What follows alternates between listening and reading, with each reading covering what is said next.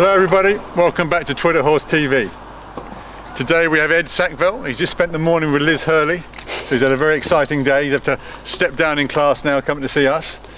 He's come to have a look at this lovely filly that he's seen actually in her earliest years, and just want to get an update from him of how he thinks she's progressing. Yeah, she's looking really well, this filly. She's done very well since she came here, I'd say. She's beginning to really fill out and mature. As you know, she's by a stallion called Nayef, and the Nayefs are usually quite late developing horses, and so with this filly we'd expect her to be that much more late developing. Having said that, there have been a couple of good 2-year-old winners in the family, a couple of her half-sisters. One of them was Byzantine and another one called Brambleberry. So let's see her walk up and down. You can see that she's the nicest thing about this filly is the way she moves. She's got a really easy fluent action. She strides out nicely. She covers a lot of ground. And as you can see, she's got a nice calm disposition. She takes it all in her stride. When we see her standing back up, you'll see that she's got nice limbs on her from the side. She's got a good forearm and a good hind leg. And then in time, when she strengthens up, she'll just get a slightly more rounded back end, and that's where the power comes from, obviously. All in all, I'd say she's a filly with a nice outlook, who the older she gets, I'm sure she's going to get a lot better. The thing I like about this filly is she's got real depth. This area here, from the wither down to the bottom of the girth, that's the engine room where you've got the heart, the lungs, all the stuff which get the horse going. You know, she's got real depth, so that's where everything is. You know, that is the engine room, and she's, you know, whenever you go to the sales and you see nice fillies at the December sales, which have been black type horses, they always have that kind of depth. The other thing she's got is a nice hind leg. If you think about it, it's the hind leg which propels the rest of the body forward.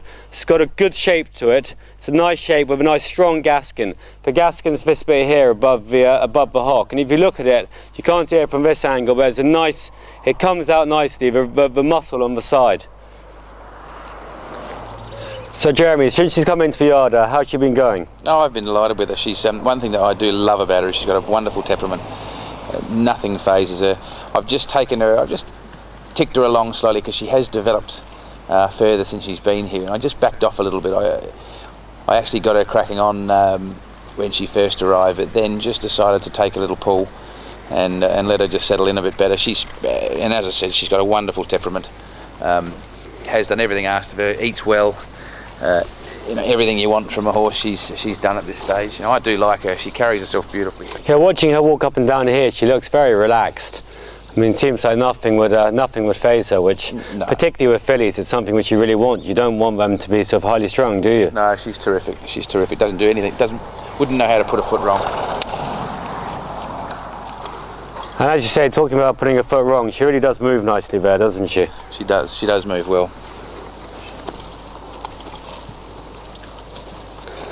So just looking at her pedigree also, the thing to bear in mind is that she's out of a mare called Miss Satamixa, and Miss Satamixa was a Group 1 winner.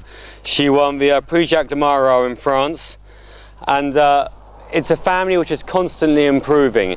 This year already, in the 3rd dam, not only does Joviality appear, Joviality, interestingly, was bred at Highclere Stud, where this lady here came from.